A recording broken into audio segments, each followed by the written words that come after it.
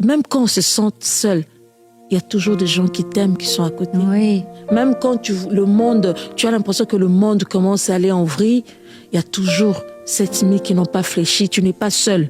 Au fait, tu n'es pas seul. Peu importe le domaine, il y a toujours un reste que Dieu réserve pour t'aimer, pour te manifester de l'amour, pour t'écouter, pour te faire du bien. Il y en a toujours. Alors, osons, prenons ce courage. En tout cas, j'aimerais encourager quelqu'un. Parle. Ouais.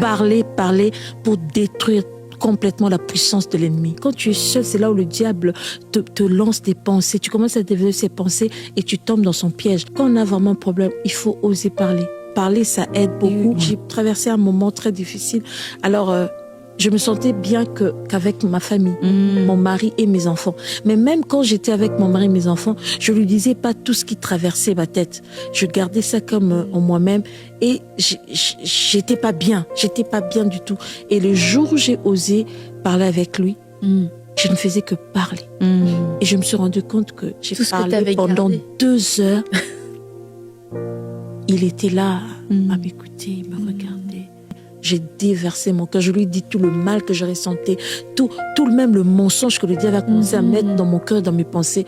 Oh non, ça a été vraiment un jour de délivrance pour moi. Mais oui, le diable, quand tu le mets, tu dévoiles son plan, il perd toute sa puissance.